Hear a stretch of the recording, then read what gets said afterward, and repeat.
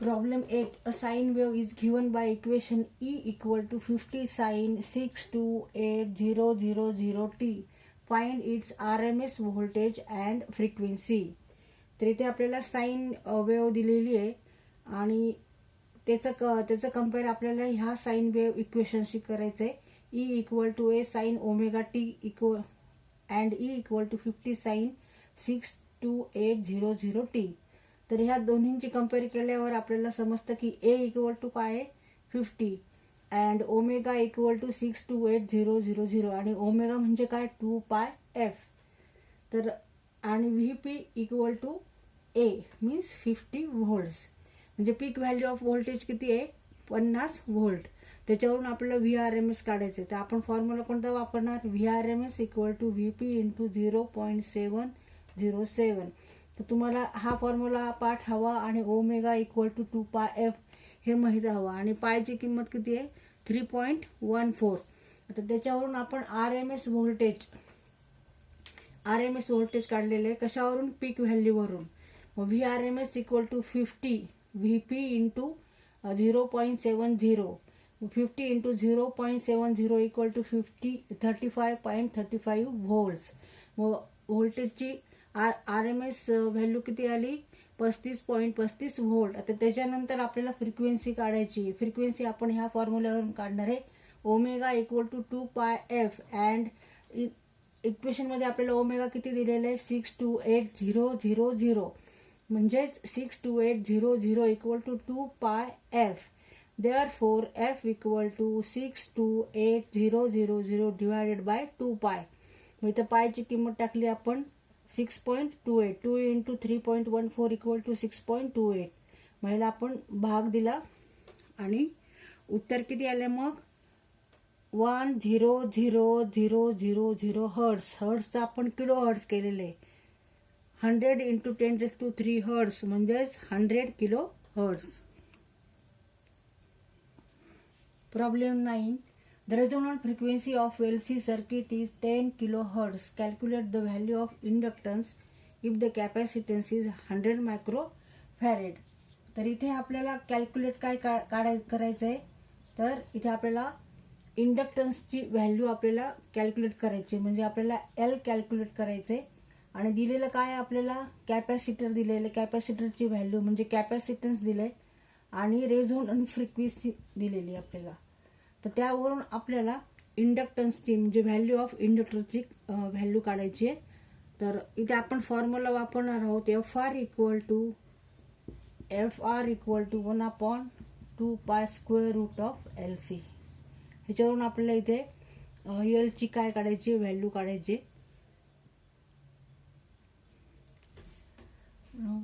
FR equal to 10 kilo hertz. आता ह्याचं आपण कन्व्हर्शन करून घेऊ हर्ट्स मध्ये म्हणजे 10 इंटू 10⁻³ हर्ट्स. नंतर कॅपॅसिटरची व्हॅल्यू आहे 100 मायक्रोफॅरेड.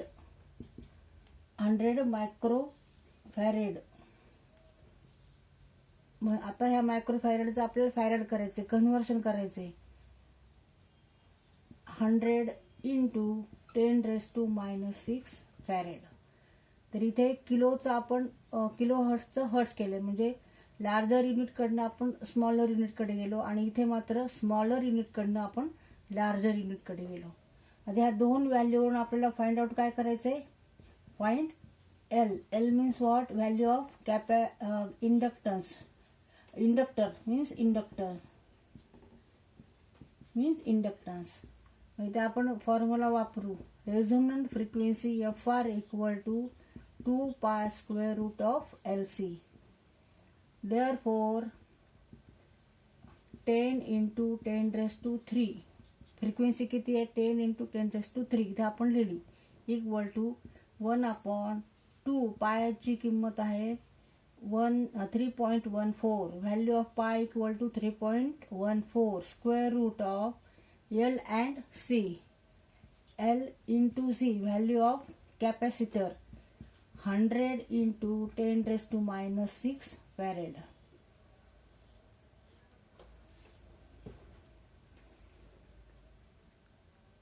तर इथे आपण आता दोन्ही बाजूला काय करू स्क्वेअर घेऊ. म्हणजे square root of L square root of L equal to L असं येईल. आपल्याला जास्त सोपं जाईल म्हणून आपण इथे काय करू, स्क्वेअर घेऊ, दोन्ही बाजूला स्क्वेअर घेऊ, दोन्ही बाजूचा वर्ग घेऊ. Taking square of both side. मग आता लिहून घेऊ आपण 10⁻³ याचा काय करायचा आहे, वर्ग म्हणजेच स्क्वेअर. आता ह्या सगळ्याचा वर्ग करायचा आपल्याला. 2 चा वर्ग किती, 2 स्क्वेअर इक्वल टू 4 आणि 3.14 स्क्वेअर. आता ह्या पूर्ण ह्याचा स्क्वेअर -6 ह्याचा स्क्वेअर घेतला आपण तर तो किती येणार आहे, L × 100 × 10⁻⁻6. आता ही व्हॅल्यू आपण इथे लिहू, L × 100 × 10⁻⁻6. आता हे आपण एक खोडून टाकू.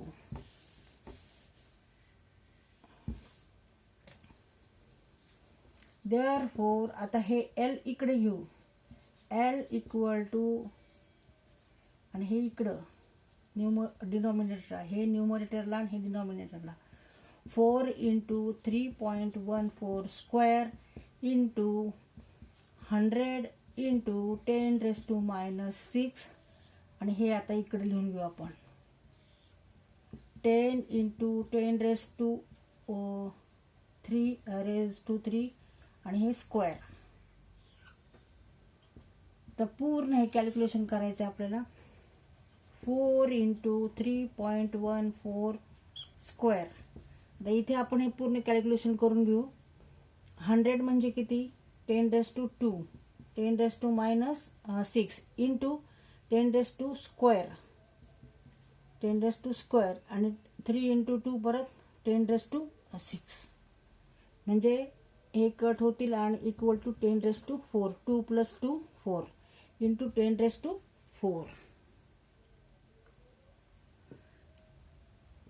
म्हणजेच 10⁻, हे न्यूमरेटरला नेले आपण 10⁻⁻4 अँड 4 × 9 3.14 × 3.14 ह्याचा स्क्वेअर करायचा आहे.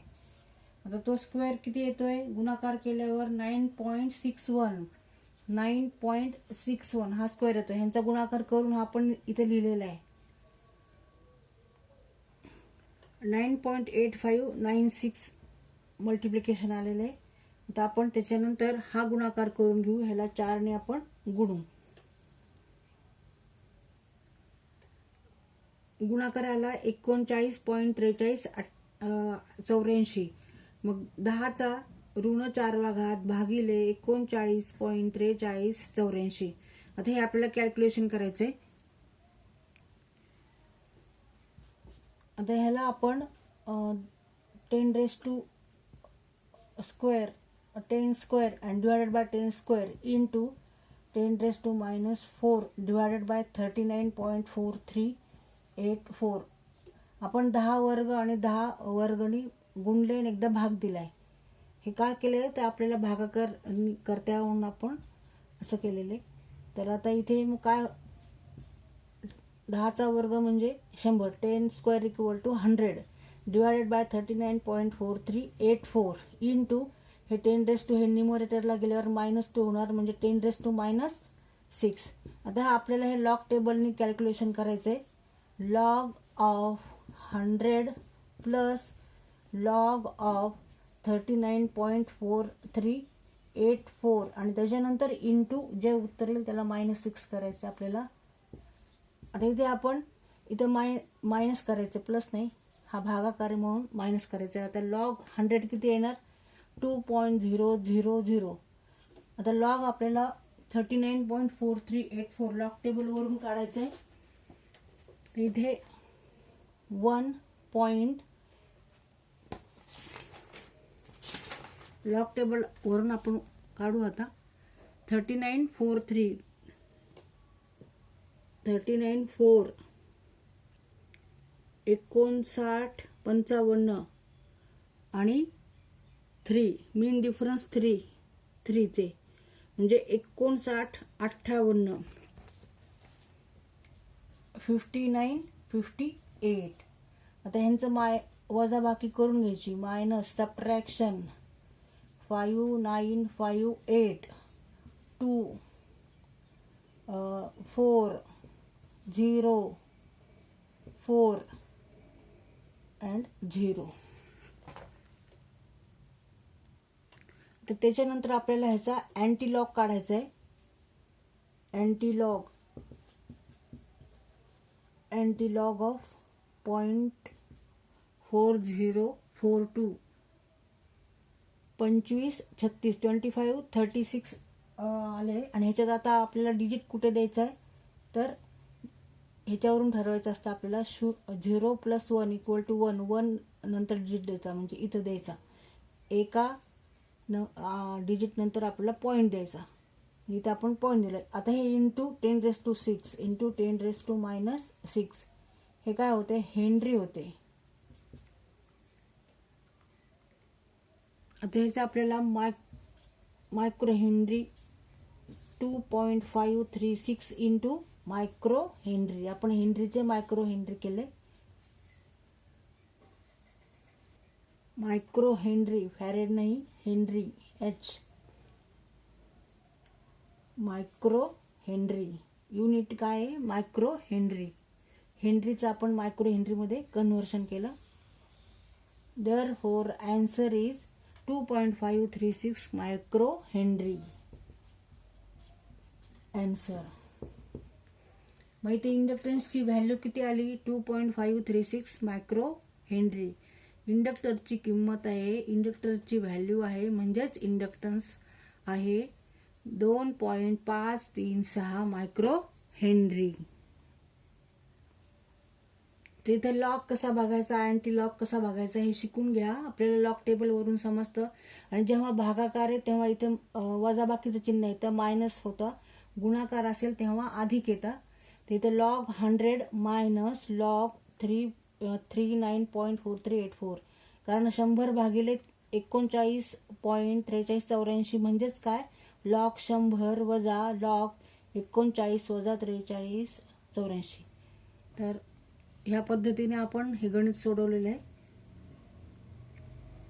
आणि युनिट द्यायला विसरू नका. इकडे हेनरी इकडे मायक्रो हेनरी असं युनिट सुद्धा विसरू नका. युनिट ला सुद्धा मार्क असतात.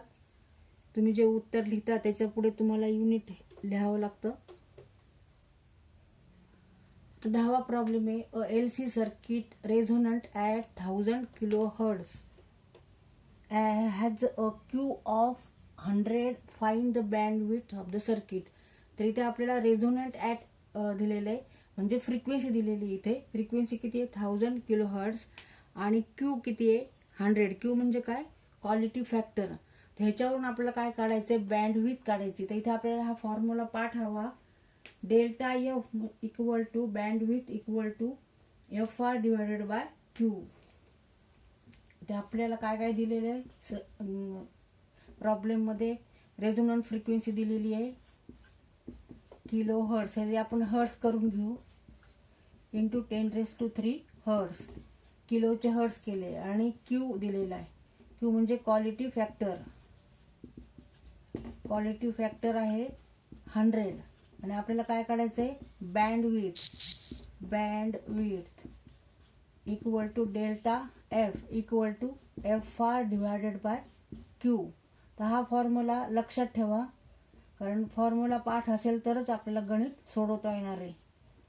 तर डेल्टा एफ म्हणजेच bandwidth equal to 1000 into 10⁻³ divided by 100 म्हणजेच किती 10 इंटू 10⁻³ हर्ट्स. म्हणजेच उत्तर काय येणार आहे 10 किलो. ह्याचं हर्ट्सचं आपण किलो मध्ये कन्व्हर्शन केलं kilo hertz. Delta F equal to 10 kilo hertz किंवा bandwidth of the circuit. Bandwidth of the circuit equal to 10 kilo hertz. Answer